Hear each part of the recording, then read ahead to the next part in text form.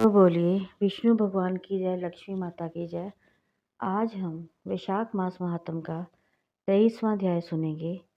व्याघ्र कहने लगा कि हे महात्मन, भगवान विष्णु कैसे हैं, उनको कैसे जाना जा सकता है, और वैशाख धर्म क्या है जिससे भगवान प्रसन्न होते हैं। व्याघ्र के इस प्रश्न पूछने पर मुनि कहने लगे, ये सर्वशक्तिमान, निर्गुण, निष्वेष्ट, अनंत सच्चिदानंद स्वरूप है और संपूर्ण चराचर विश्व के स्वामी हैं। अब मैं उनके लक्षण बताता हूँ जिससे उत्पत्ति, स्थिति, संहार, आवृत्ति, नियम, प्रकाश, बंध और मोक्ष होते हैं। पंडित लोग उसी ब्रह्म को विष्णु कहते हैं। ब्रह्मादिक देवता सब उन्हीं के आश्रित हैं। इतनी कथा सुनकर व्याघ्र कहने लगा कि हे ऋषि, प्राण सर्वश्रेष्ठ क्यों माने गए हैं, ये बात मेरी समझ में नहीं आई।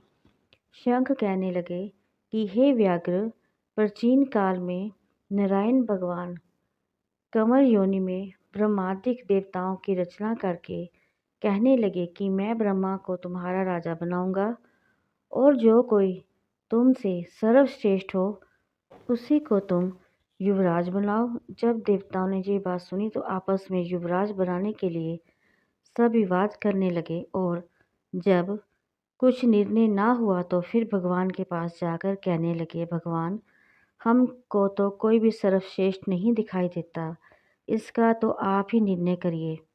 भगवान ने हंसकर कहा, मेरे विराट रूप में से जिसके निकलने से शरीर गिर पड़े और फिर प्रवेश करने से वह शरीर खड़ा हो जाए, वही श्रेष्ठ है।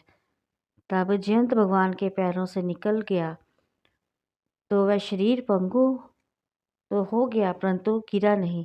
इस प्रकार ग्रह इंद्रियों में से यश के निकल जाने से हस्तहीन कहा गया, नेत्रों में से सूर्य निकल जाने से नेत्रहीन, नाक से अश्विनी कुमार के निकल जाने से नासिका रहित, कानों से दिशाएं निकल जाने से बहरा, जीवा में वरुण निकल जाने से अक्षरस, और मन को चैतन्य करने वाले रुद्र के निकल जाने से तो जड़ कहाने लगा, परंतु देह गिरी नहीं, वरन पूर्ववत सब कार्य होते रहे। मगर फिर प्राणियों के निकलते ही देह गिर गई और उसको मृत कहने लगे।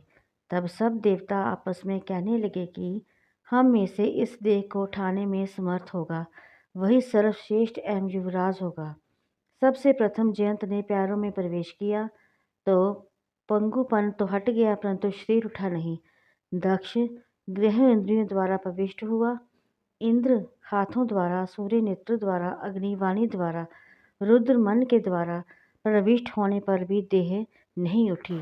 सबसे अंत में प्राण के प्रविष्ट होते ही शरीर उठ खड़ा हुआ। इसी कारण प्राण सर्वश्रेष्ठ और युवराज बना। तब प्राण के समान के लिए सब सामवेद का गान करने लगे। इसीलिए स्थावर और जंगम आत्मा के लिए ये सृष्टि प्राणात्मक है, प्राण की उत्पत्ति है, प्राण बिना जगत कुछ भी नहीं। यदि आपको मेरी ये वीडियो अच्छी लगी हो तो प्लीज़ इसको लाइक और सब्सक्राइब ज़रूर करना।